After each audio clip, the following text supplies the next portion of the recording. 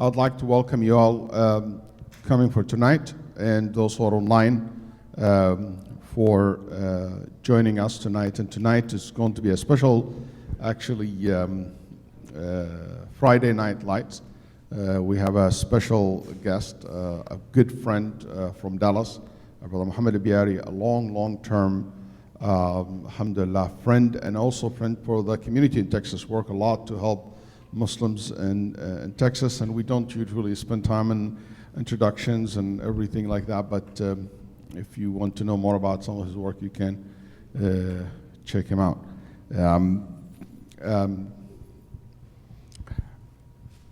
Tonight we'll talk about 9/11 20 years later.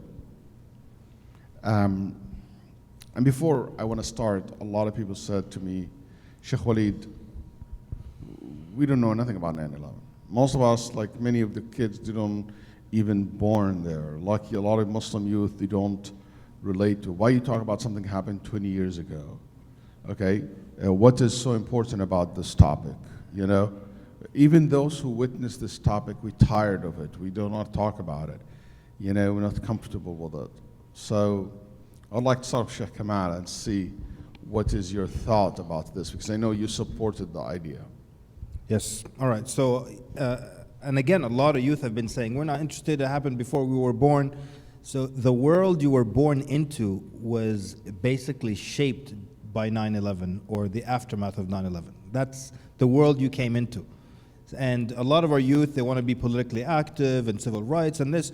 You can't be active in a world that you don't know the events that caused it or shaped it, basically. So it's a very important topic. And we have good talking points, inshallah. It's not going to be like, you know, this is what happened and we're sorry. Like, I've never until today apologized for 9/11. You know why?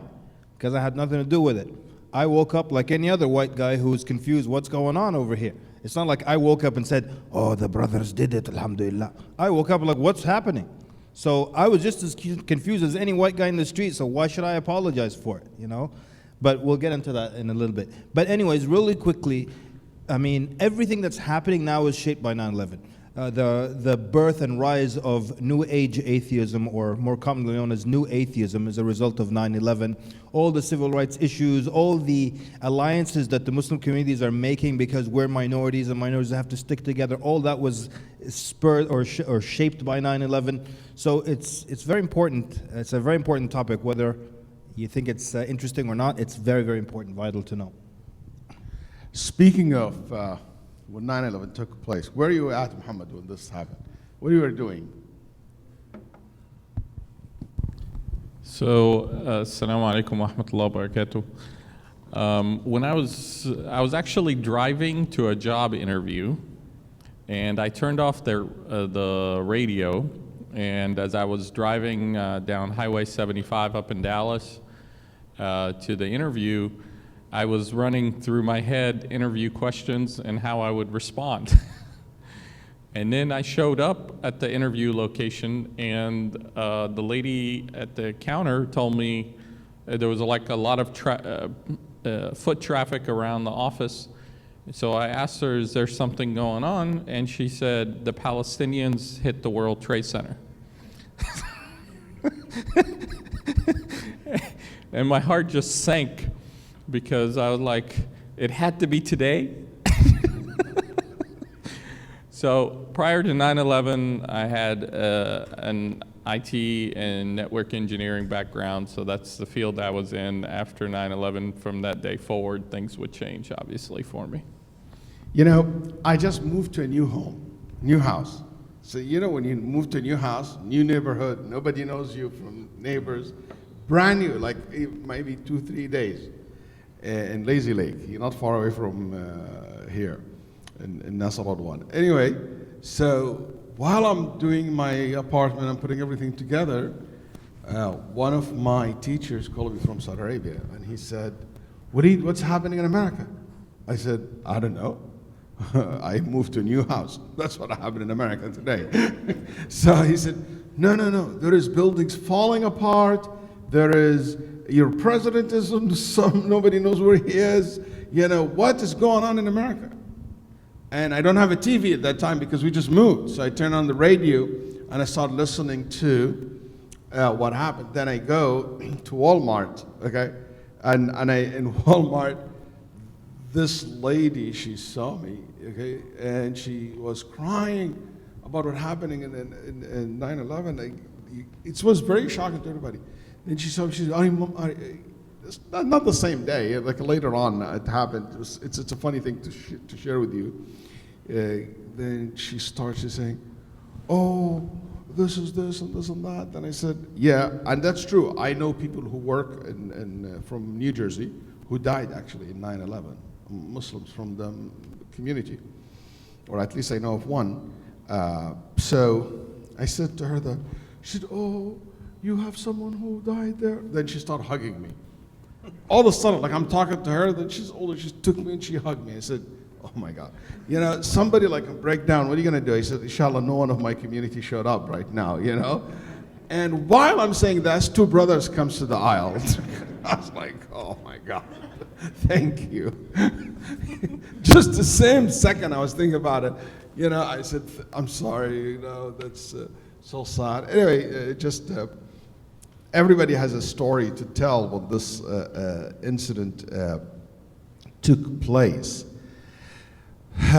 But moving forward, Muhammad, how that influenced your life first? Because I think it's an important story. So I was 26 when 9/11 happened. I had been recently married, young kid, thinking about normal life issues. I wasn't involved in the community much, though I grew up in it, and my father was a longtime board member of some of our biggest masajid.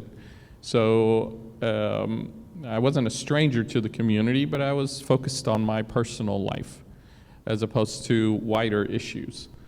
And then my life, I felt like this event and the ramifications that happened afterwards, like Sheikh Kamel was saying to young people, you were born in the aftermath. There was a world pre-9/11 that all of us knew, when you could walk up in the airports, right up to the plane's gate to help your grandmother go back to the home country. All those things changed, and they changed forever. They're never going back to what they were before. So you guys were born into an environment where there is a lot more security. There's a lot of things going on. The population's also a lot more politically divided. There's an endless list of things that have happened over the past 20 years that are not going to change. This is how it is moving forward.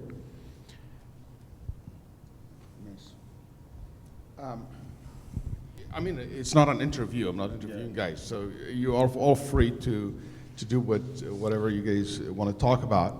But I have something for you. I never asked you about this, but I know you, Sheikh Kamal, always like a very critical thinker. But one of the things that's really is interesting, and it's somehow bothered me a little bit, is our community quickly were able to buy into the 9/11 truther theory. Like, oh, it didn't happen, that's just made up, and all those kind of things. Have you countered this? What is your thought about that? Yeah, all the time. If anyone remembers Loose Change, that's kind of, right? It was like really what started everything. This kind of documentary put together by some college students. It came out, and they said it was an inside job. And so, of course, for Muslims, they don't want to be blamed for what happened in 9/11. So you find people quickly attached to any theory or conspiracy that says Muslims didn't do it. That way, it's the government setting us up. The other thing, I say this like every Friday, I gave a khutbah about the conspiracy theory mindset. And one of the things that happen is that you only get information from one camp, and you don't expose yourself to the other camp's information. And so this becomes the truth in your mind. So people were like, well, why was there all these questions? Why was this? Why was that? What happened to Building 7? And all these things. And especially when they didn't get answers from the other side, they started to believe that so much. But you know what, Sheikh Walid, what I always tell people, because people used to come at you hard with this stuff. Why was there no wreckage for that? tell them, look, I'll tell you the truth. At the end of the day, it really doesn't matter.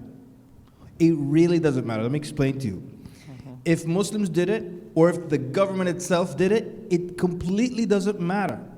They're gearing up to send troops to Afghanistan, and from there they're going to invade another country, and after that they're going to just like that whole entire area is going to be reshaped. That's what I kept telling people. If me and you sit here and argue about whether it happened or not, it's not going to make a difference. What's going to make it? Whether there's Muslim or 100% behind it or not, yeah. It's look at what's going to happen to the world. That's what really matters. They're sending troops, and we're still talking about who did it. They're sending troops. Khalas. That's the narrative. All right. Yeah. I just want to say something about this in particular. The reality is there is more than 3,000 people died. That's fact. This just that's what it is. Okay. There is people died. There is like a big, huge disaster happened that day. That's number one. Number two, what's if the reason that you don't think that there is people have this, and this is my main issue. If you think that there is people do not have this ideology that can motivate them to do such things, you're completely wrong. And I think history after 9/11, because a lot of people didn't pay attention to things before 9/11, even though there's a lot of attacks similar at civilians.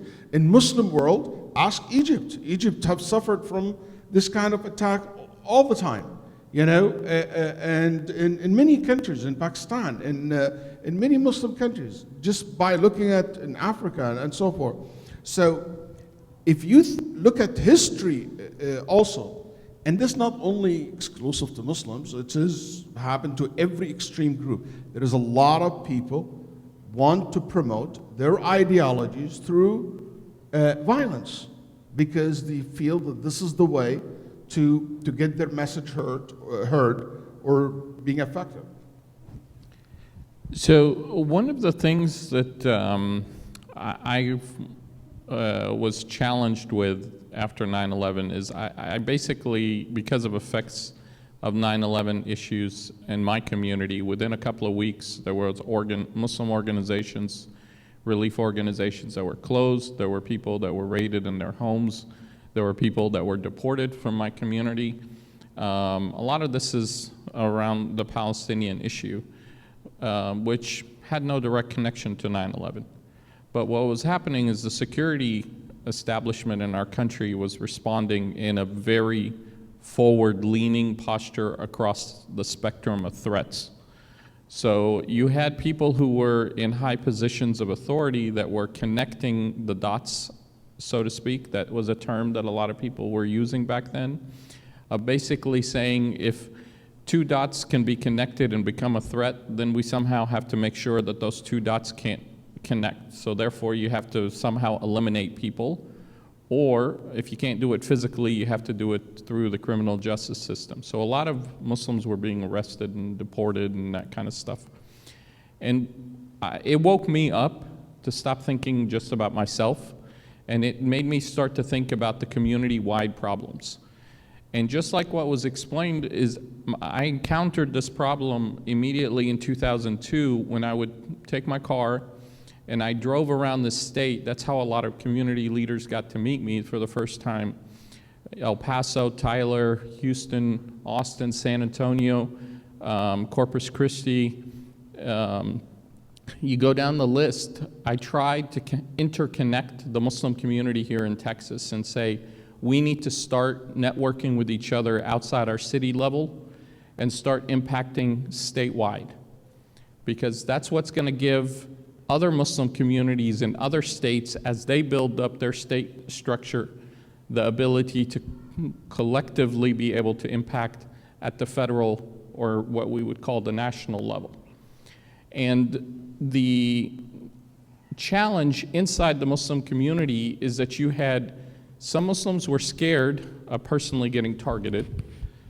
There were a whole lot more Muslims in our community back then who weren't US citizens than there are today. The percentage of the Muslim community in 2021 that are US citizens and therefore aren't really afraid of immigration-related issues is much, much higher than it was 20 years ago. Second, we now have Muslims that have been appointed in lots of different positions and elected across the board over the past couple of decades. So our feeling as a community is that we have people from our community who could speak on behalf of our interests to those in power. So we're less likely to look at the system and say that the system is organized against us in a conspiracy. But when 9/11 hit, because we didn't have those connections, it was much easier to fall into these conspiracy theories because it was a way for us to actually make sense of what was happening. We were terrified at the size of the big government. Big Brother could come down and crush us as a community. So we'll say they have all the power, we have no power, so therefore they must be responsible for the attacks. Things that came around like loose change, documentaries, or things that were passed around, they gave us the ability psychologically to find a route out of the situation we found ourselves after 9/11, feeling powerless. Now, we went through this 20 years ago. Today, as a Texas Republican, a lifelong Texas Republican, I also see this happening with a lot of older white people in my party. Today, you watch CNN or any other TV channel, and they're talking about conservative Republicans or right-wingers that are falling for one conspiracy theory after another. I am seeing the same patterns in the same cycles. There is a sense of disempowerment. The federal government is too big, too powerful. Decisions are being made that are affecting my personal life as a Muslim 20 years ago of whether I can walk into a masjid and feel like I'm not being surveilled, and for them, the same thing. You know, it's just a different issue. People that were living quietly and not really involved in day-to-day activities in the political sphere, all of a sudden in the past 10 years on the right, are feeling terrified. They're waking up, the world has changed around them. That's how we felt 20 years ago. We had nothing to do with the change, but today, if you look at the country and how public discourse is operating in the country, those that have suffered in the past and understand the struggle and the psychological evolution, we're not necessarily, as a community, our challenge today in the 2020s is going to be, how do we actually reach out to rural areas and populations that are fairly hostile? But to immigrants, to new Americans, and so on and so forth, and get these people to basically get through their psychological trauma a little bit faster. When we had 9/11, prior to 9/11, you saw in the Muslim community, there was not much engagement with the African American community. After 9/11, we were like, oh my God, our experience is just like African Americans went through in this country, and Latinos after that. We're just the newest group of minority that is now in a power structure problem, and we need to coalition build. I just want to pick on something. There's two things I want to comment on it, but I will start with one. You know, as you say, and this is, I want to, maybe we shift to more about what lessons us as a community can kind of learn from this.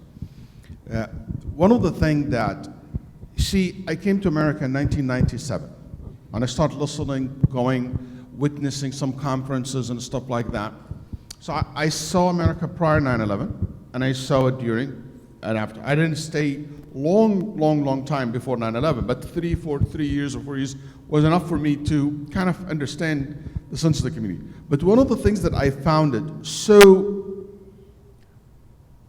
important to learn from it, and I'm not sure if we are, which is, at that time, a lot of community leaders act as if they are powerful, active as, don't worry about it, just because the State Department send you as an ambassador, or send you as in the UN, or send you to talk to a king or a president, you thought that this enough to protect the community. You know, there is so many rhetoric, there's so many. I attended conferences where I was scared.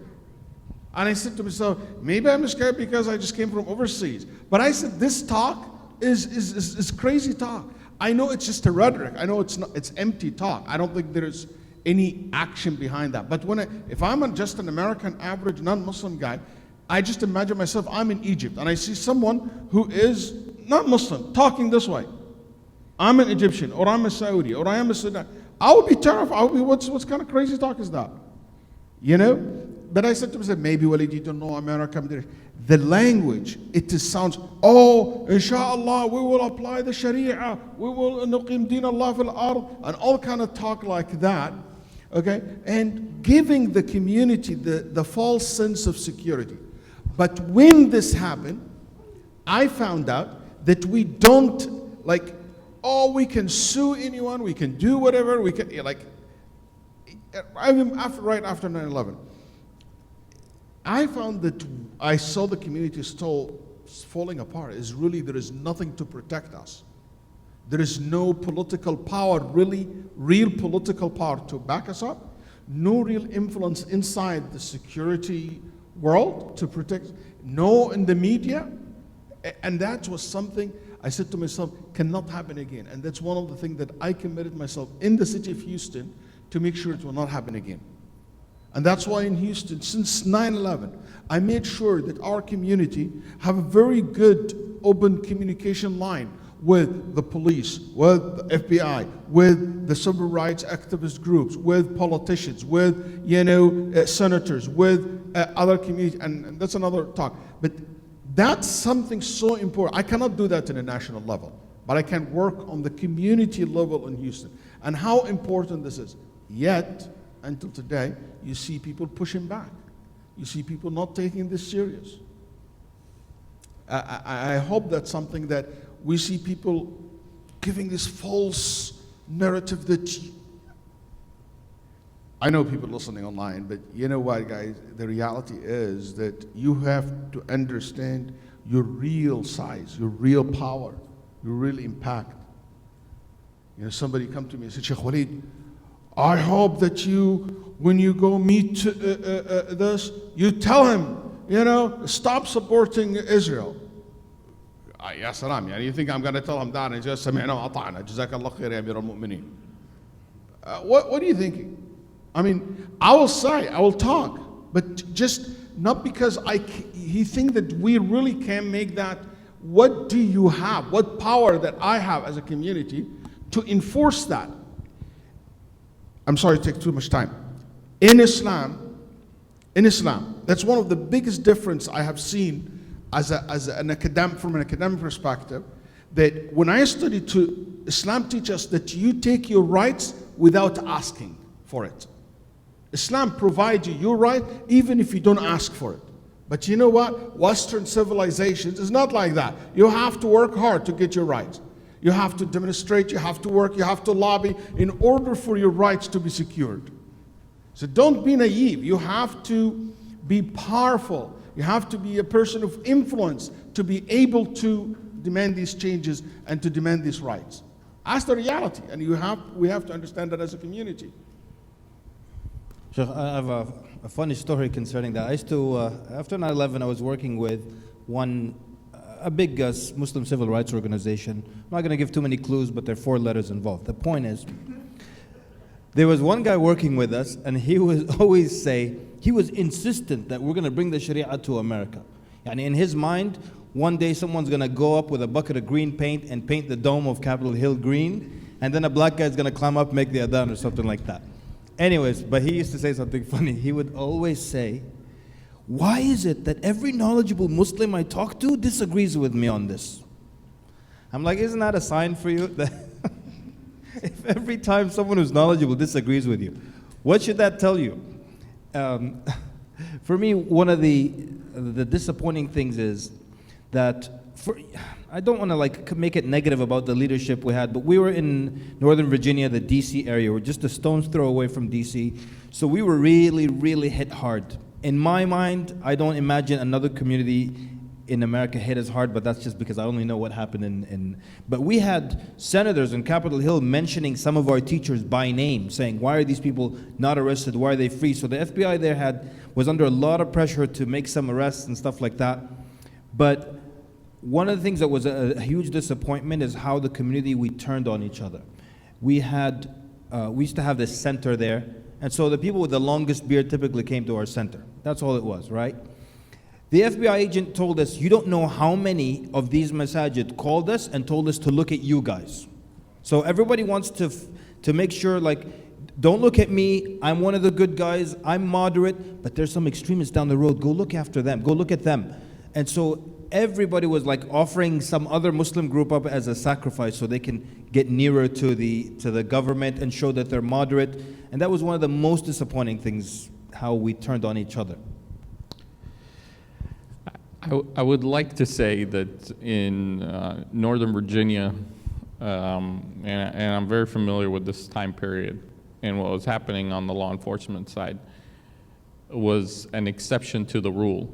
But the reality is that even in this city here, when I came down here and I was meeting with the FBI in the early years and trying to build relations and improve community issues down here in Houston, there were Muslims who would call it in the field poison pin. They basically will say, you know, that's the bad guy, or go look at that. This happened in every city in America, just about. So this is also an issue, again, that I file under human nature. Just like I was explaining what is happening sociologically with a lot of conservative Christian right-wingers today, being similar to how we fell into conspiracy theories. It's the same sense. Today we are seeing these people are also informing on each other and trying to rat each other out, especially after January 6th. So this is a normal human nature thing. Islam is our ideal of what we ought to become, but the behavior of Muslims is human nature. It is not Islam. It can either be good or bad, and it's on a spectrum. And that's something that we need to remember about ourselves, even though society didn't understand us. You know, one of the op-eds I wrote after 9/11 in my town was, look, there's a lot of different aspects to our identities. In my identity, you know, some things appeal to me as a Muslim, other things as an American, as a Texan, as a Republican, as an Egyptian, as an Arab, as a male. You know, don't distill people down to just their religious identity. And what the heck? I mean, even our religious identity, being Muslim, that subfractures too. If there's like a topic that deals with Shia or Ismailis or Ahmadis, does that appeal to or resonate with the majority of Sunnis and vice versa? Or if there's a whole big fight in the Deobandi world in South Asia, does that really affect me? Does it resonate with me personally? The answer is no. Yeah. In Houston, I remember I was listening to the news, and a religious leader in Houston on air said this: if you want the terrorists, go after the Wahhabis. Go after those Medina graduates. On air. I'm listening in the car. And that's unfortunately, you know, it happened. What I think it is also today, Islam, political Islam, Muslim Brotherhood are the new buzzword. Go after them, go after this. I just want to say that it doesn't stop at one particular group.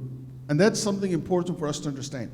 Yes, there might be extremist comes from a Salafi background or Wahhabi background or a Ikhwan background. But also there is the same thing. There is an extremist come from a Diubendi background, and a Sufi background, and a non-religious background at all. And we have the examples of hijacking airplanes and stuff like that by people who are communists, you know, or socialists, or any kind of, you know, you will find people who care about environment issues, and they will go to an extreme. And there is an eco-terrorism, you know, branch, that's right, where people go bomb and, or for example, abortion clinics. So you have all this kind of things. It is not to do with one particular group. Extremism is a disease, can happen to anyone. And can anyone, earlier, we were talking about, anyone can most of the people receptive to be flipped, you know. And that's an important fact, but we need to learn how to be noble, how to be making sure that we don't allow this. The question will be, you just said, guys, that this is human nature, is going to happen all the time. I think that one lesson you learn from this is what? Identify yourself before somebody else identify you. In order for you to protect yourself from this, you need to learn how to identify yourself before someone else. Instead of I let someone tell some agency who are the Wahhabis or the Salafis or the Medina graduate, or who is Sheikh Walid is, or who's clearly Islamic Center, or whose Mass is, or who's this, or Muslim Brotherhood is. You know what? You need to be proactive. Don't let someone tell the media who you are. You go and tell who you are. But if you stay home and you never talk, and you're not talking and explaining yourself, don't let some people identify who Muslims are, Muslim community are. Because if you don't, somebody else will do the job. And believe me, you don't want to do that. If I may, there's a lot of community leaders, Homeland Security kind of round tables around the country. So this guy told me, Sheikh Walid, I will tell you something. You know, I'm with part of the Maghrib Institute. So he said, in one of the cities, without mentioning, okay, it's in the East Coast. He said in one of the meetings, an uncle stood up, or somebody older, he said, I think the terrorists and the extremists in our town are those Al-Maghrib people.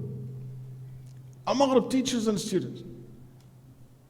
Kida open. And everybody's like, who's Al-Maghrib? They've never heard of that. Actually, we don't have a branch in that particular state. Okay? So he said, it's Al-Maghrib. They are. My daughter go to their class, and now she covered her hair, and she doesn't shake hands with men. Next things, she might do something like that, or kill someone. I don't know what to be next.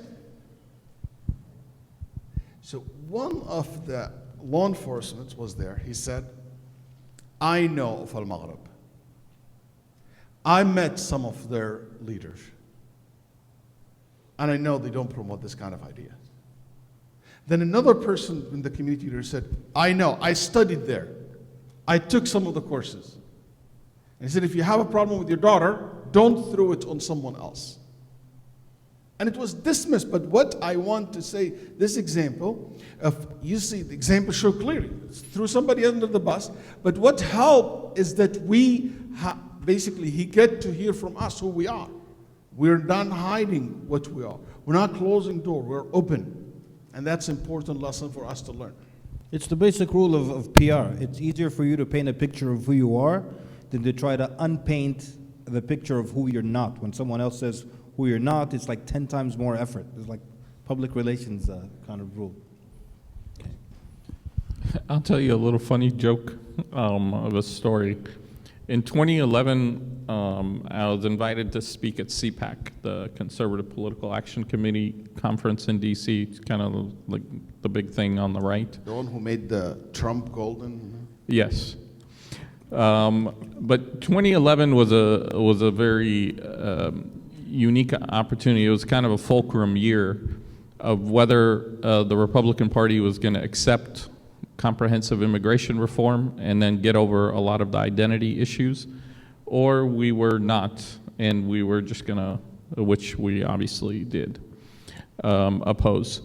So in that year, I was invited to speak along with a lot of other people because previously I had been through the surrogate training program at the RNC, And I had done, I've even was on Fox in 2008's campaign, supporting McCain.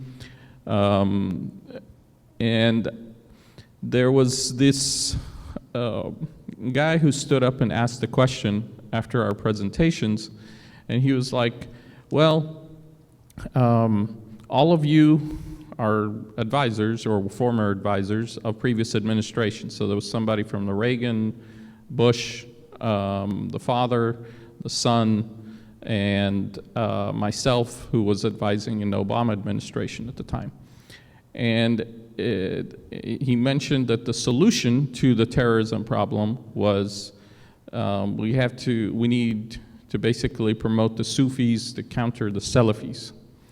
And if we could get rid of the Wahhabis, then all of a sudden the problems will go away.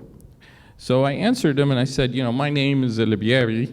That means you come from Ibyar, the village of Ibyar in the western governorate of the Nile Delta in Egypt. It's a city that goes back many, many centuries.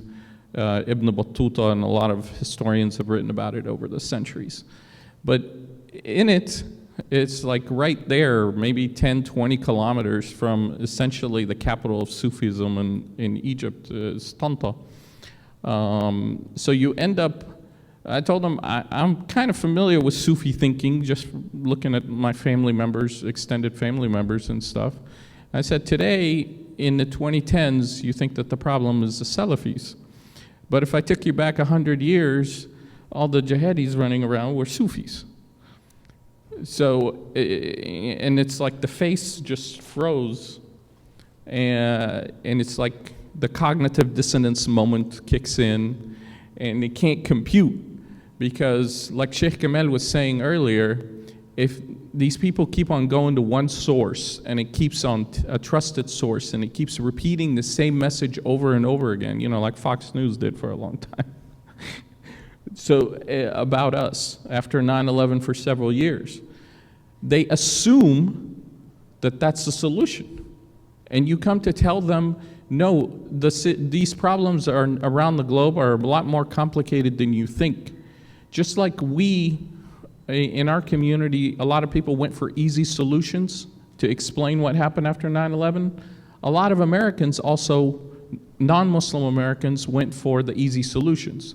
That's how you got the war in Iraq in the first place. There was no opposition in the centers of power, in Congress or elsewhere.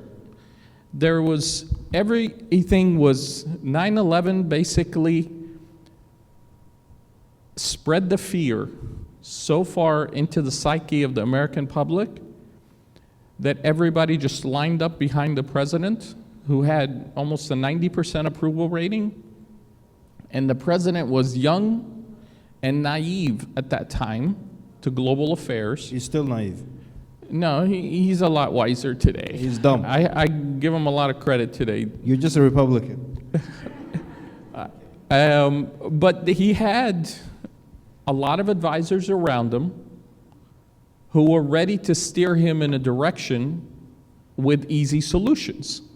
We will go into Afghanistan. We will give arms to these little people up here running around in the Panjshir Valley, and we're going to overthrow the Taliban, and we'll be done with Al-Qaeda.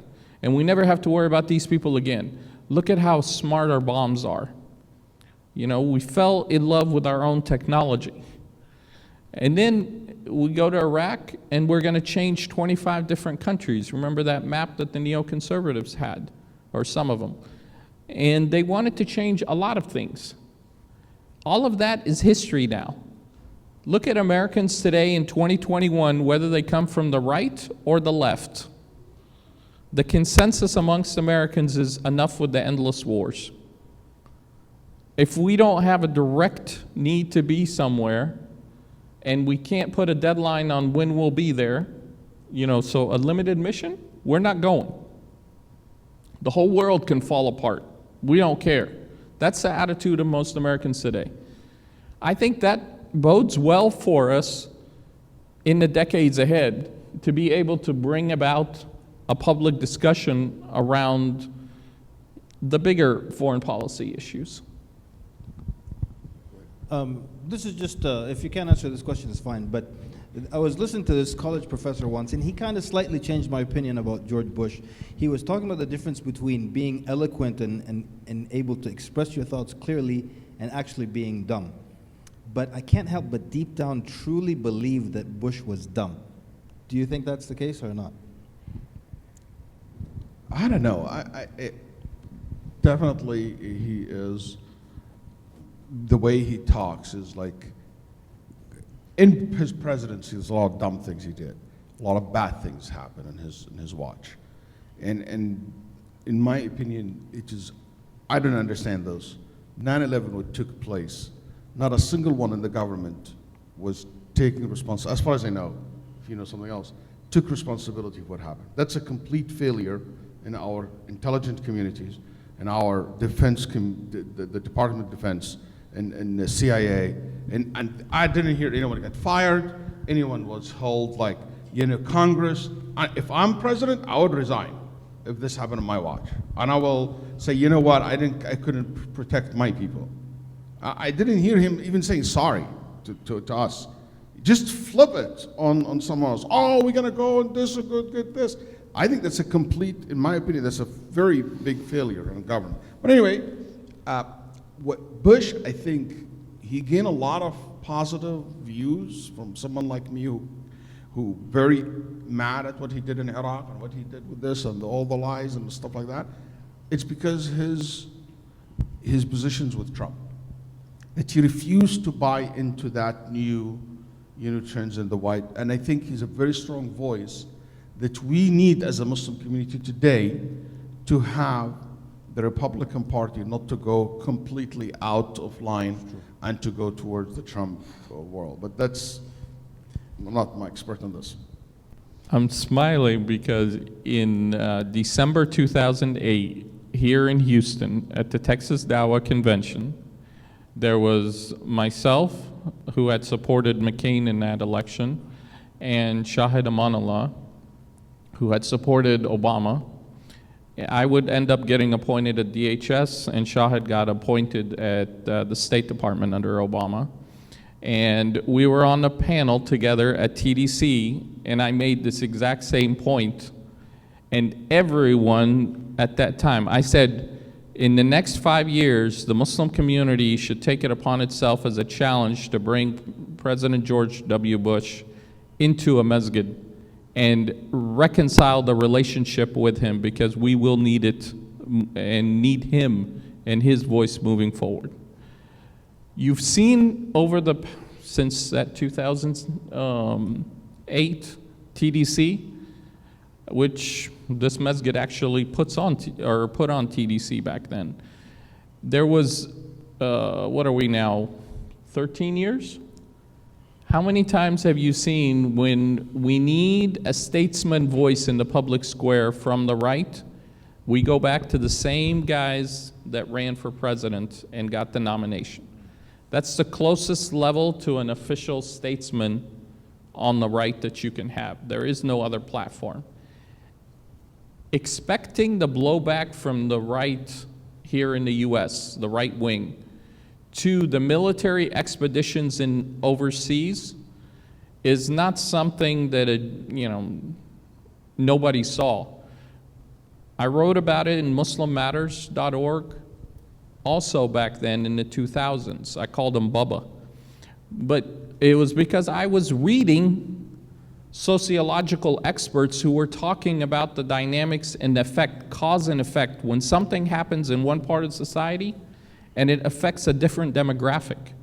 When you had 1% of the American population was directly enlisting into the military for the war on terror and getting deployed all over the place, and the overwhelming majority of it were white, rural bubbas, no college education, do you not think that over the years that's going to have a disproportionate impact psychologically, physically, and emotionally onto that population to feel like they paid the physical price for these wars that the elites in the country authorized, while at the same time the economy is changing? benefiting the urban areas and the suburban areas at the expense of the rural areas. Sheikh, I have a question. But first, let me say, 23 years in Virginia. Have one? 23 years in Virginia, I only knew of one Muslim Republican. And everybody treated him like he left Islam. Like everybody treated him like, how could you be a Republican? Which is, as a strategy, so incorrect to have all the Muslims with the Democrats. Like Jews don't do that. They've got Republican Jews and Democratic Jews. And then when I came here, I started to see and meet a lot of Muslim Republicans, and it was like a breath of fresh air for me. So keep up that good work. I want to say, looking back now, what could have been done better as far as the civil rights? I mean, as far as I lost the word. Like the community, our leadership. What could have been done better now? Looking back 20 years, what could? So what we've done over the past 2 decades is we've democratized our community leadership. In most masajid around the country today, you have a board of directors, you have people who are elected from the membership of most masajid to the board, or by some form of consensus in that jama'ah. And from there, it goes into a shura council. There's also voting there. And then the shura councils at the national level, some of them feed into the U.S. Council of Muslim Organizations, ISNA, or something else. Again, opinions are being voted from the bottom up. Similarly, we have had a whole generation of American Muslims that have risen up as individuals across the board in different government levels. That has created a professional class, and this is why today you have a Muslim Bar Association, for example, in most major cities with hundreds of Muslim lawyers in Dallas or Houston or elsewhere. And you have the same developing in other fields. What we had when 9/11 hit, I kid you not, I literally spent a year traveling around the country in order to figure out what was going on in our community before. I was meeting with community leaders around the country. We had very tight, small Islamic movement legacy social networks, CLICs. And these leaders that would be a clique, and they kind of dominated an area over here to help build the embryonic community infrastructure of masajid, Islamic schools, and so forth, and later advocacy organizations. But there wasn't a professional class for these organizations. There wasn't that many people who had degrees, essentially, in the nonprofit management of these type of institutions. I think today, we're headed towards trying to develop the third leg of what our community needs, which is a third leg to make the stool much more sturdy of the philanthropist wing in our community. Our community, if it wants to compete with all the other successful minority communities in America, needs to raise a lot more dollars. We're very good at raising $150+ million in, say, an Islamic relief this year so far, and the year's not over, because the heartstrings that get tugged when relief issues are being advertised and marketed in our community. But where's the $100 million a year budgeted national Muslim advocacy organization? Like, say, the Jewish community has multiple ones?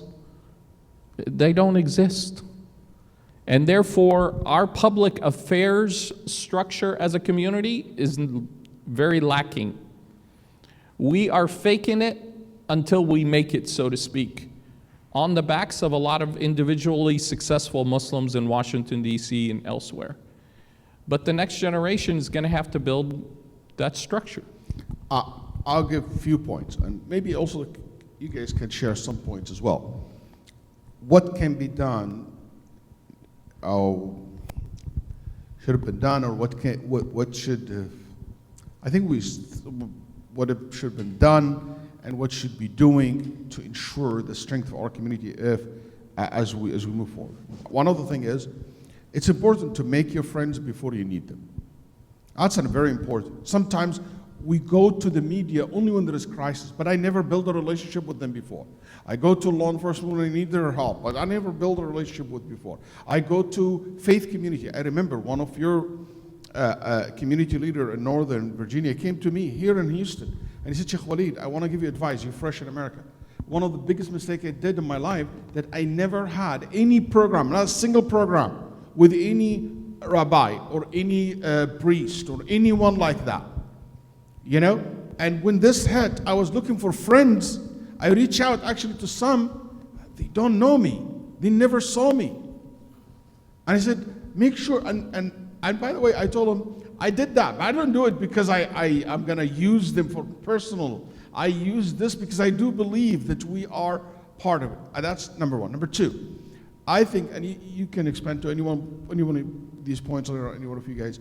And number two, I think we need to change the mindset from a community only to be also community and society at large. We should see ourselves as part of the big picture. Oh, we don't care about them. You know, one of the things that I love about American community, that they see themselves part of the big picture. You know, one of the things that, I don't know if, I hope you don't misunderstand me, because this is not how I make my fiqh rules, okay? But one of the things that make me so comfortable, that the issue of, you know, eating in only culture foods restaurant called halal restaurant, you know, from fiqh perspective, I do believe any food that done by Christians and Jews, it's halal food. But I have seen the impact of it in some societies, some countries. You go to Europe, for example, a complete isolation. Even the one chance that I thought that they're going to meet together, you know, in seafood restaurant, they said, oh, they use beer, right? We're not going to go there, you know? I mean, that's a complete isolation. And I thought one of the reasons for this legislation in Islam, to make it easy for us, and I think it breaks some of these walls. So one of the things that I think it should be done and more to be involved to the other community, to have more work with other communities and care for big issue in society. Like when you see the Muslim community in Houston, for example, and you guys here in CLIC, alhamdulillah, part of that, you know, 3 members of the Muslim community sit in an advisory board for the chief police of the fourth largest city in America. That's an incredible empowerment. And guess what? When I see the other faith leader community says in the first meeting, I want to give credit to the Muslim community to establish this advisory committee. We never had this before. You guys brought us into the table. Wow. That's an impressive impact. When you see the Muslim community taking lead in the issue of no kids in handcuffs. 14 or 18,000, I forgot right now, kids were in handcuffs, and they are 10 years or younger, just in the last 5 years in Texas. Let's take the smaller number, 14,000. That's a lot of kids. Guess who supported this? The police union, you know, the school union teachers. Even the police officer said, I don't want to put a handcuffs on a kid who's 7 years old. And when you take the lead led by Muslims, and that's what I'm saying about open to society at large, care about the issues that important to society. And the last point I have, in regard to what does need to be changed, and I see some change. When I came to America, a lot of questions that is, Sheikh, hijrah is wajib or not? It's haram to be an American citizen or not? Hijrah means to migrate from America and to go to it. I was speaking in one masjid in California, okay? And in the masjid, I was talking about the issue. Then the imam all of a sudden told me, Sheikh, your teachers talk about not allowed to live among the kuffar, and living among kuffar is haram, and non-Muslims and stuff like that. Then I said, I don't think my teacher says that. You know, I think there is a misreading to what they're saying. And if they said that, that's not correct. I said, if you ask all Muslims to migrate to Muslim country, give me where they're going to go. You know what you talk about? There is more than 200 million Muslims in India. They need to migrate. And there is a little bit smaller number than that in China. They need to migrate because that's not a Muslim country. Are you like out of your mind? Where are they going to go? To Saudi Arabia? What are you talking about? Then I said, didn't you just after Salat al-Maghrib? And I was like, I was fed up with him because he was disrespectful. Sheikh Walid moment coming. Yeah, and I when someone like make no sense and he's disrespectful, I very hard for me to let this go. So I said in front of everybody, I said, didn't you just made a fundraising to expand the masjid? If you want to ship everybody back to whatever country you came from, why are you expanding the masjid? What are you fundraising for? Khalas, let's close down. I mean, it makes no sense. So one of the things that, this is the kind of question. You know what kind of question I come later now? Sheikh, can I work for the FBI? Can I be, work as a special agent? Can I work as go to the Air Force? Can I be a lawyer? I can be in Homeland Security. Can I be, and you knew it or not, I actually believe that one of the ways for the Muslim community to go forward is to have more of our community in every field in American government. Not to spy for us, not to do for anything like that, no, but to be able to make sure that when they look, they have a Muslim. They know that I can talk, I can speak. I'm sick and tired of people who are not from our community. They hate our community, even though they carry Muslim names, being in these positions. And the people who knows us, who part of us, are not active, are not teachers in universities, are not professors, are not taking leadership positions, are not in the law enforcement, are not chief police. You know how good it is when you walk and you see that the second man in command in for example, in big city is a Muslim guy, or the sheriff is a Muslim guy.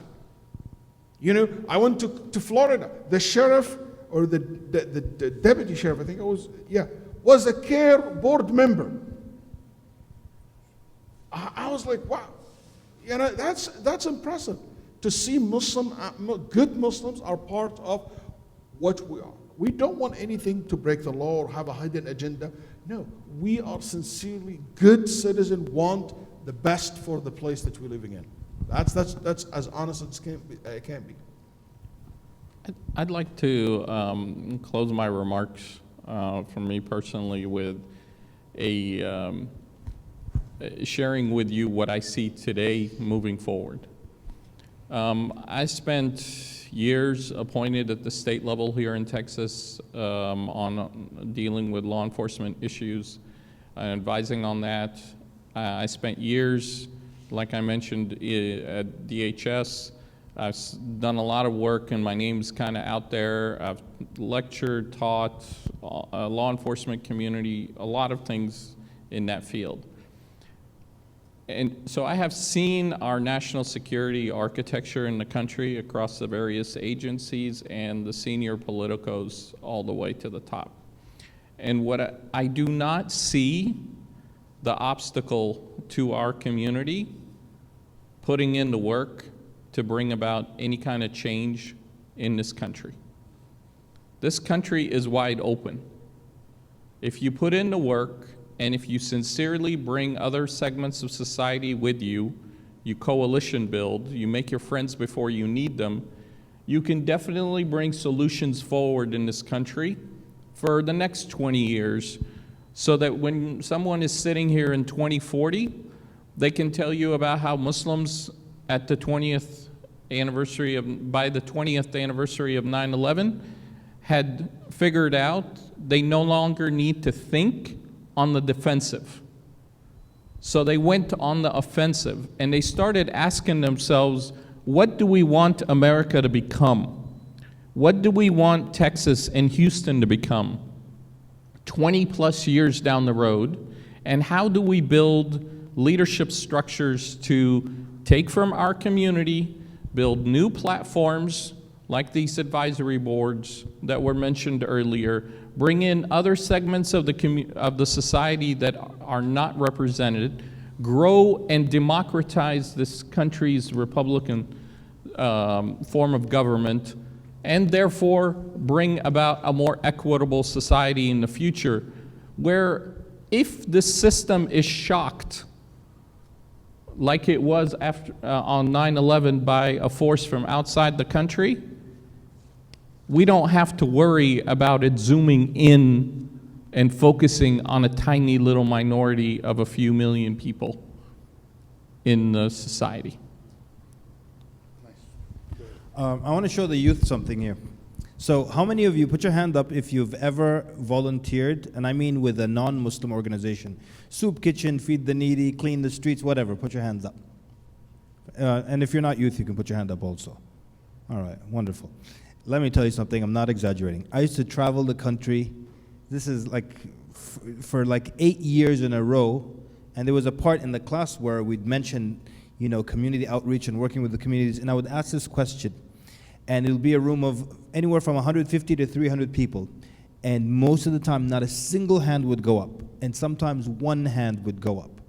So what Sheikh Walid was talking about, and you guys are born into this world where you always volunteer and you give blood and stuff, this did not exist before 9/11. Nobody reached out to the other community. We would gather money to help the poor from the Muslim community. We'd feed the needy in the Muslim community, give clothing to the Muslim community.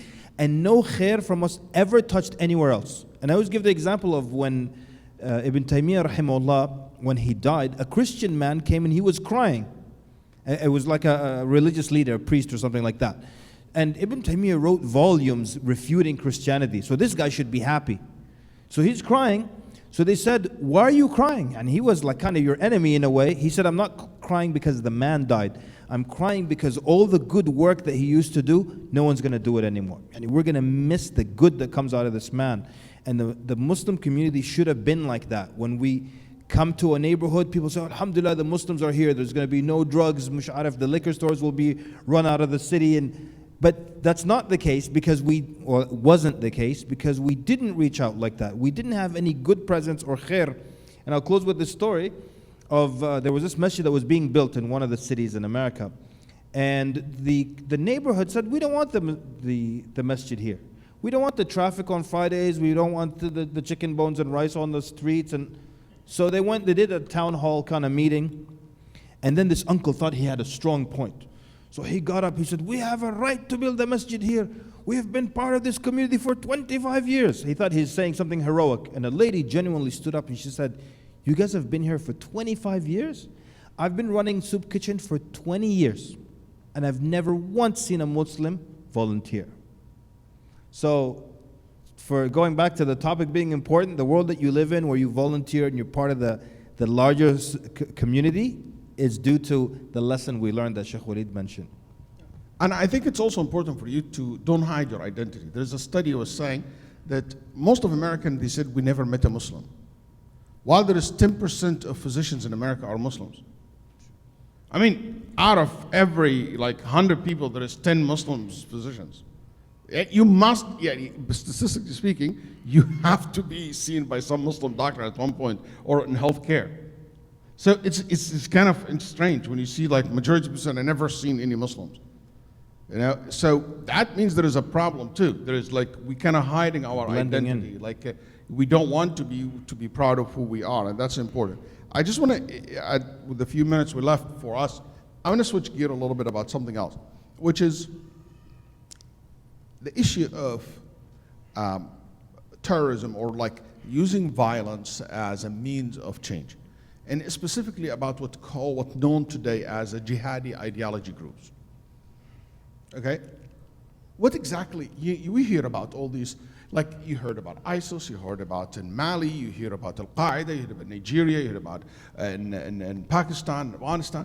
These there is a jihadi ideologies, talk about jihad fi sabilillah, blah, blah, blah. And they are very active online, and it is real, it exists. Today in my khutbah, I said it is not something that it is made up. You know, when I see a kids who's teenager kids, making a bomb in his house while trying to, kill someone, or, a teenager kid or an adult or involved in some activities. Somebody want to blow up, the building, a federal building. Alhamdulillah, or somebody walk and kill and believe that it is allowed. It exists in the past and exists in the, I don't want to repeat myself, but listen to my khutbah today. In the end, I give real example. When I hear someone that, say, I saw this video. It is one of the most horrific video I've ever seen. You know, if a kid a young man in his 20s, I would say, he have his cousin, his direct cousin, tied his hand, threw him in the desert, and he said to the whole world, this guy is kafir, and I'm doing this for ISIS, and he killed. You know, one of the brothers is in Gaza. He basically, you know, people in Gaza and people in Sinai, very close to each other. So he said, half of my family in Gaza, half of my family. So one of my cousins who's in Egypt was caught by these ISIS guys in Sinai, in Egypt. And guess what? They found him in Sharm el-Sheikh, around Sharm el-Sheikh. This is his direct cousin telling me. It's not like media, Fox News. No. He said, Sheikh, they sent to his father the video where they slaughtered him. And they put him, they said, they accuse him, whatever they accuse him with, and they just killed him. And he said, I know my cousin, Musalli, Abid Lillah, Muttaqi. You have an ideology that is so dangerous but so appealing. So I would like us to just say a few words about this idea, why it appeal to the youth, and what is exactly that they want, how important for us to protect ourselves from such ideology. I have things to say, but I will let the round goes first between you guys. Oh, what I want to say about this topic is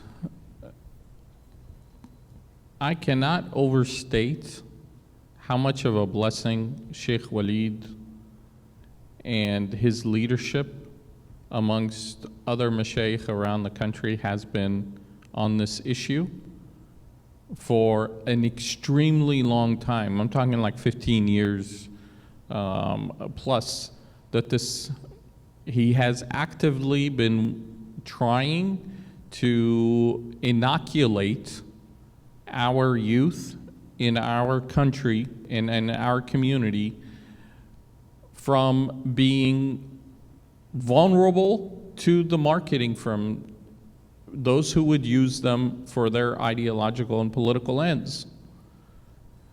There are a lot of vulnerable people in our community. Like I was saying earlier, human nature is how we should look at Muslims. Some people are vulnerable to being influenced by bad ideas. Some people, their parents are not really all that involved in their lives, so they spent all their time online listening to YouTube videos and now social media. Each decade we have a new fad that comes up. In the 2000s, it was the YouTube videos and stuff, especially Anwar al-Awlaki in the latter part. And then you had the rise of ISIS was heavily influenced by social media. Now, in 2004, Sheikh Walid was one of those that came down to the state capitol on basically, I think it was September, whatever the Friday was that week, I think it was September 10th. And we had the first khutbah Jum'ah in the capitol. And we had community leaders, about 400 people participated from around the state. Again, from all the major cities, for a Homeland Security conference that Muslims were putting on 3 years after 9/11 in the Texas state capitol, with Sheikh Walid doing the first Jum'ah khutbah inside the capitol, not outside on the grass, but inside the capitol itself. And we as Muslims were talking to our state Homeland Security advisor for the governor at the time. And we were looking at this issue, what is our contribution? Our contribution is not to go find bin Laden and all these Al-Qaeda guys overseas. It's not to become a tool for some foreign policy advocacy cause or agenda. Our job as the Texas Muslim community was to protect our youth and help them build up firewalls in their thinking to bad ideas. Because these bad ideas have existed since the time of the Sahaba, and they will exist till the end of time. There will always be militants running around that are trying to do what we would say is un-Islamic under the name of Islam. We need to inoculate our youth to save our own community before we worry about law enforcement or national security or any of these big buzzwords.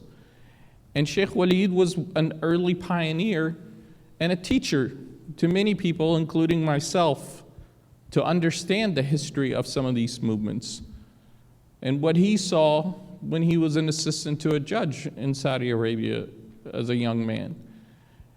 So, Jazakallah khairan, Sheikh.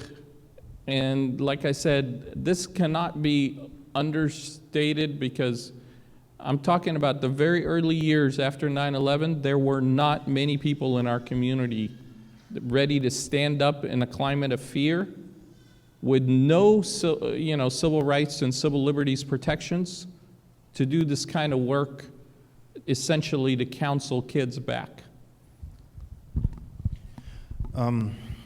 There was, I don't know how much I can say here. If it gets into legal areas, stop me, okay? So, you know the 20th hijacker? Yeah? Okay. Can I say his name? Yeah.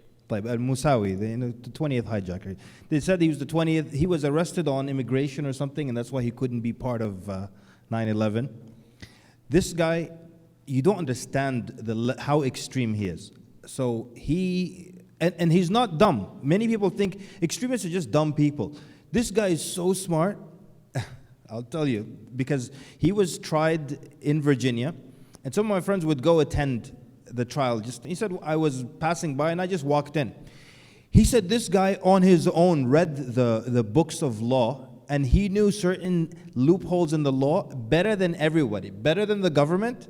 They objected, and his lawyer didn't know it, and then the judge stopped everybody. She said, he is right. And there is this article, this, and that. He's smart. He's very smart. He read in the jail, so he read the old law books himself, okay? So he's not dumb.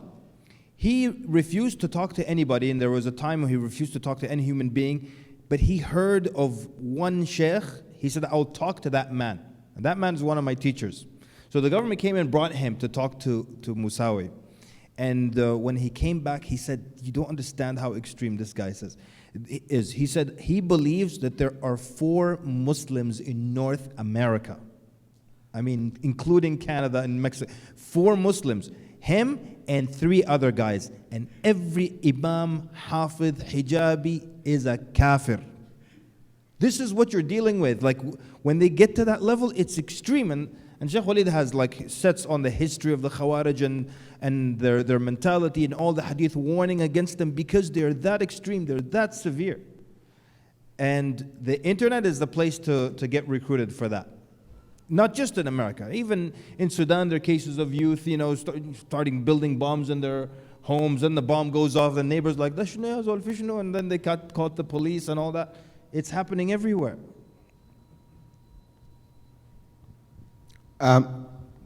Jihadi groups use very effective tools. I just use the terms loosely here because I know jihad is part of our Islam and it's a beautiful word. So nobody please come and say, oh, Sheikh Walid, jihad is, I know that. I'm just using the terms that is known. We call people as they call themselves, okay? So one of the things that they use, they always come to a just case, just 10% truth. Then they build on it. Yes, our brothers and sisters in Palestine suffering. Yes, foreign policy of America is unfair, unjust. In our hand, it's painted with blood, innocent people, blah, blah, blah. Yes. Yeah, our government's not perfect. Yes. We have unlimited support to Israel. Yeah, all these, they use these things, which is true.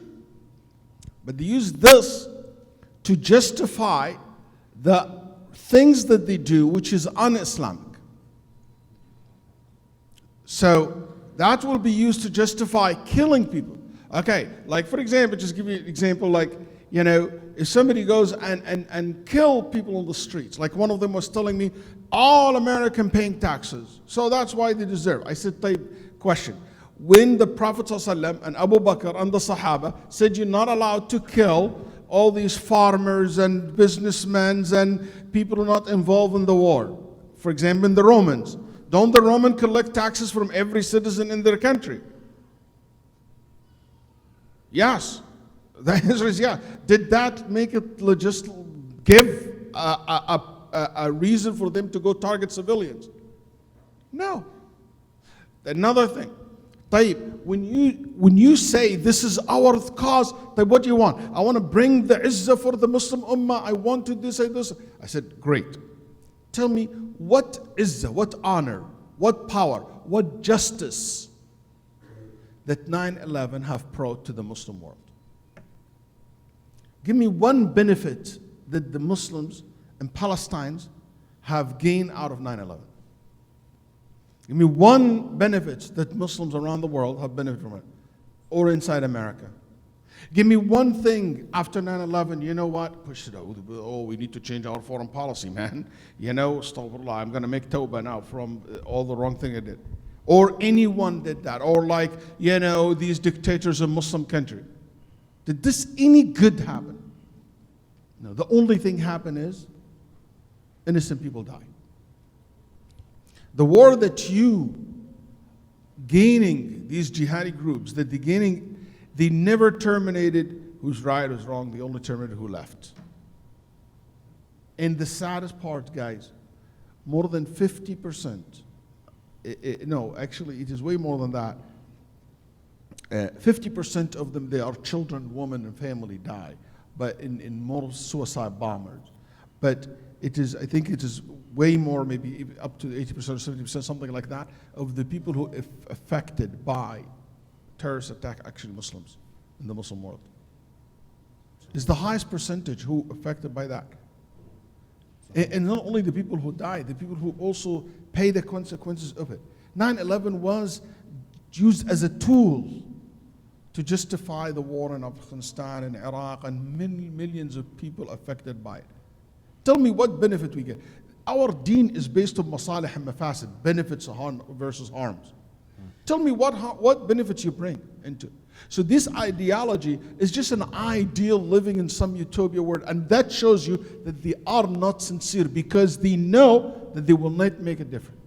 What they want to see everybody hate everybody so they can basically collapse the system so they can run around with their machine guns and, you know, thinking that they have a state like what you saw in Syria. But in no time it will be crushed. And in no time they will turn against each other. And Nusra against ISIS, and ISIS make takfir to Al-Qaeda, Al-Qaeda make takfir to ISIS, and ISIS make takfir to the group of Al-Hazim, Al-Hazim make takfir to another group. It's like mess inside. Abu Qatada and Jordan comes and said they are kuffar, ISIS and Madri Ish, Mus'ab al-Zarqawi wal-Hamrawi, and all this kind of, you know, it comes up and it became a fractions. And it is a big mess.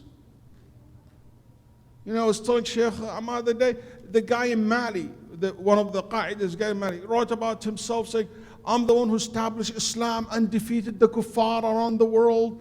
وانت في مالي اصلا مالي مالك اصلا مالي يعني it just who knows where his Mali is. And he can't. أنا قال قاهر الكافرين وناصر المسلمين وما أدري إيش. It's crazy.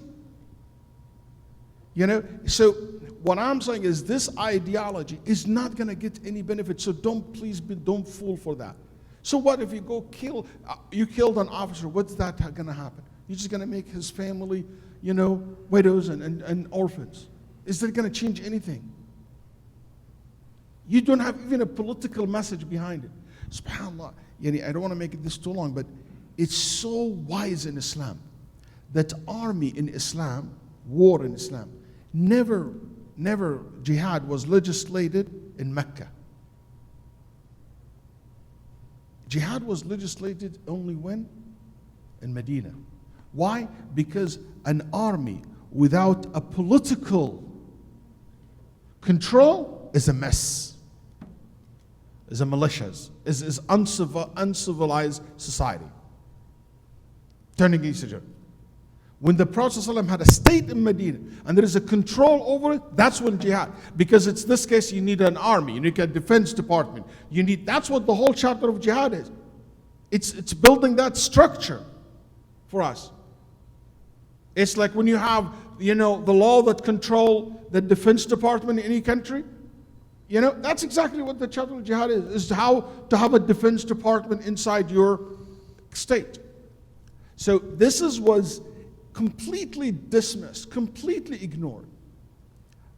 And I can't go without telling you guys. The first thing the jihadi guys do, make you hate everybody else except them. Except them. You make you even hate yourself. They make you first lose trust in all the ulama and all the scholars.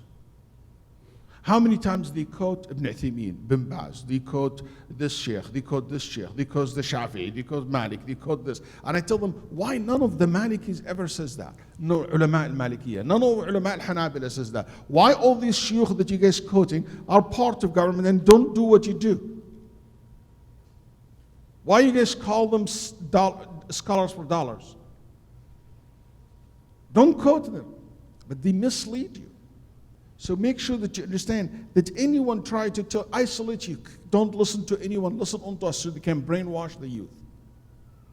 Another thing is make you hate, they make you hate countries. They have this idea that Islam versus in the identity of Islam cannot be associated with the identity of race or culture or anything. I'm Muslim, I can't be Egyptian, I can't be Arab, I cannot be Saudi, I cannot be American, I cannot be British, I cannot be this and that. That's just false narrative. There's Suhaib al-Rumi, he kept it, Al-Farisi. These are kuffar nations, are not Muslim, still have the identity exist. You know, he is Khazraji. What do you think of Khazraj? Muslimin? Yemeni, what do you think of Muslimin? Dawsi. These are tribes were all non-Muslim, but they still kept that. They didn't say, I am al-Muslim, our Muhajir only, our Ansar only. No. So that's another thing. Because I'll tell you something. If they make you hate the place where you're living in, and the country that you're with, and the people around you, and you don't feel yourself part of that, it becomes so easy for you to hurt it. Because there's nothing to connect me with them. And if there's no ulama, no scholars to correct your understanding of the religion, you'll be motivated religiously. And on the top of that, you know, when they make you, you know, just, unfortunately, a lot of these kids and a lot of young people, those who control them, and they are sitting in safe places. And a sister told me about her own father. She said, I lost respect. I said, I left my father when I was 17 years old, Sheikh Walid. I said, why? She said, I was in Pakistan. He's an Arab guy. She said, I was in Pakistan. And that time, the jihad groups and stuff like that, it was not like way before 9/11. She said, my father used to gather this youth to inspire them. He's kind of jihadi, scary, crazy guy, died anyway. So she said, my father used to tell them that. And he said, the first thing, everybody bring his passport. So they bring the passport, the Saudi passport. I heard about that, but this is somebody witnessed it. Saudi passport, Pakistani passports, whatever passports you carry, you know. And he now in the fire, everybody threw his passports, burned the passports. No more connection to al-Taghut. No more connection to the kufr. We're free from that. It's stupid, just to burn your passport for free. Okay. Anyway, then he burned all this, and now we are only Muslim, the only identity we know. She said, my father have 3 citizenship, 3 passports in my house. And one of them is a Western citizenship.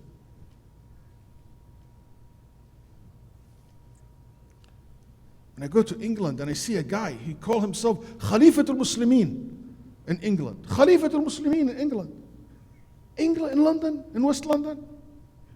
Then I said, Ya akhi, you shamed us, you're living off the social welfare of England. At least you have izzah for the Muslimin. Don't live off the government welfare. You claim khilafah and you cannot feed your own yourselves? It's so unrealistic. And I can go on and on in examples like this. It's just I want you to see this. Don't ever be deceived with that look. Sheikh, can I interrupt you? I have a question. Sorry, but it is just, I've been suffering from these guys since the late 80s. Late 80s, I've been seeing this. And I've been seeing Osama bin Laden coming to our masajid just for you to know. And that was not a big blah, blah, blah.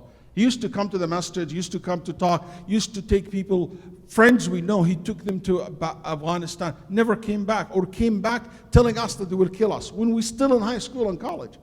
So I know the evil of this movement has nothing to do with 9/11. For leaving, kill us for leaving, يعني? No, they leave and they come back after training. We became kuffar, we became non-Muslim, we're taghut, and they will kill us and we'll take our...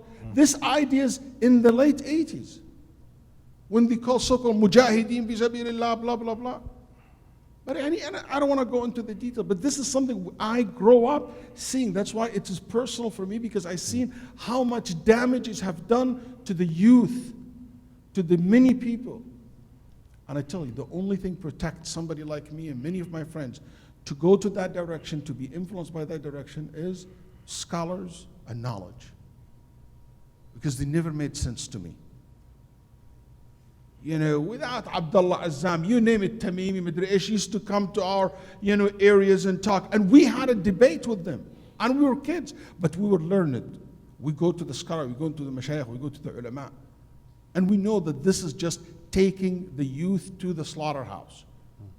And if it's not today, it's tomorrow.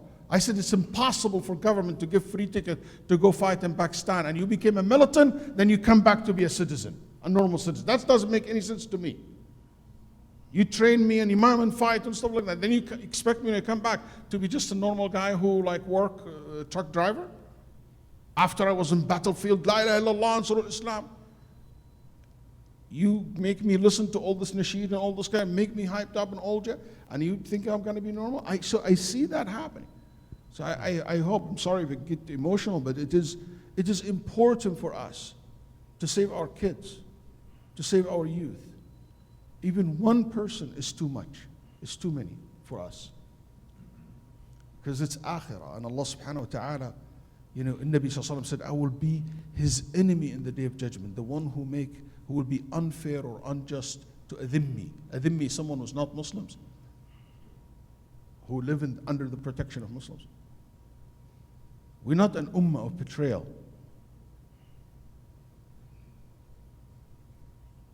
Anyway, yes, Sheikh. You have the last word. No, I have a question for you, a quick question. How is legitimate war declared in Islam? Yani, can you have 20 guys who are fed up and say, you know what, we're going to pull the whole ummah into a war. We're going to attack a strong nation, and then there's going to be blowback or what do you call it? Occupation and what. But inshallah, fi sabilillah, everyone be patient. Al-jihad in the fuqaha is two types.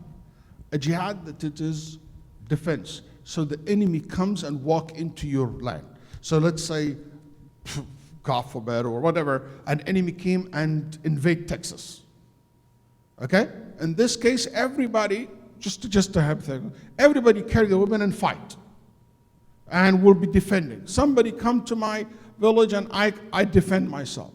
I don't need a permission with this. Every group, like what happened in Kuwait, for example. The Emir of the Kuwait ran away, but the group of people in Kuwait start fighting. There's no need for a central command at that time. We will call this jihad al-dafi. Okay? But any war that it will be initiated, preventive strike or whatever you're going to call a war to be declared, it has to be done by the Muslim leader. And this is by the consensus of the Muslim scholars. And it is false. Anyone tells you that, that this is not true, this is not right. It's enough for Wali al-Amr to be the alim. The scholars is enough. And we have ulama. And that's what ISIS play. Said we have a scholar who declared the jihad. Anyway, then the second step they tell you, al-alim that he is allowed to give fatwa in jihad is only the alim who's mujahid, nays al-qa'id. And they have a made up rule, have no base in fiqh. Okay? That only mufti who can give fatwa in jihad is what? The one who participates in jihad. Just for you to know, as far I can tell you, none of the four imams, Abu Hanifa, Malik, Shafi'i, Ahmad, ever participate in jihad. Not a single one of them participate in a ghazwa or in a battlefield. Not a single one. And their opinions in fiqh and jihad is all what you guys based your talk about. So don't give me this nonsense talk. Somebody was telling me, they said, "Did any one of the four ever participate in a battle?" Not a single one of them. Can I ask a follow-up question? So we've already established that you can't have offensive jihad from the masses. So these guys say Bin Laden and his cohorts in the late 90s held a press conference in Afghanistan, and they said, we are declaring a defensive jihad against the Crusaders and the Zionists or whatever, something like, or the Jews. I can't remember the title of their press conference. But they claim defensiveness, and their rationalization is, well, Muslims were colonized, or Muslim countries were colonized over the previous century or 2 centuries, and there was 4 million Muslim civilians that died, so now that gives us a right to go kill 4 million Westerners. How is a defensive, or the rationalization fiqh-wise arrived at for actually defensive responses or things like that that happened in previous generations? So the people they're going to kill today or in 9/11 were not the ones that invaded with the British Army India in the 18th century or wherever else in the Muslim world in the 19th and 20th. That's absolutely, completely goes against the principle of Sharia, which is justice. You know, you're only responsible for your own sins. وَلَيْسَ عَلَى الْإِنسَانِ إِلَّا مَا سَعَى. You're only responsible for your own actions. I cannot hold someone else responsible. That's why in Islam, haram to kill civilians, non-militant. And if there is an actual war, a legit war, 100%, you cannot target non-militants. That's period, haram. That's why massive killing is not allowed. Like in Islam, haram to use any type of, chemical weapons or nuclear weapons and stuff like that. If Muslims really in the leadership of the war, you will not see this kind of, because in Islam that's kind of haram, because it's kill indiscriminately between people. That's absolutely not allowed in Islam. So that's logic is not acceptable. And also, defensive jihad is very well defined in the books of fuqaha. It is in your own land, people come into your own home, your own village, and you fight back. That's not called defensive, because they are attacking Palestine, so I go attack them in their own land and or area. That's not defensive. That's an offensive. That's number one. Number two, it's not only, even if it's defensive, there is still guidelines. Like for example, fuqaha talk about, if there is a legit, 100% legit jihad, 100% legal to Muslims to do, but they found that there is more harm in engaging in war than benefits, it became haram for them to engage in the war. الفقهاء نصوا على ذلك قالوا, if you engage and you find that there is no benefit, you're not going to win, ولن تضعف العدو, and you're not going to make them weak. It's actually going to cause more harm to you and to your people. It is haram at this point to be engaged. And you must submit to a treaty. Because what happened? It means wiping out the people.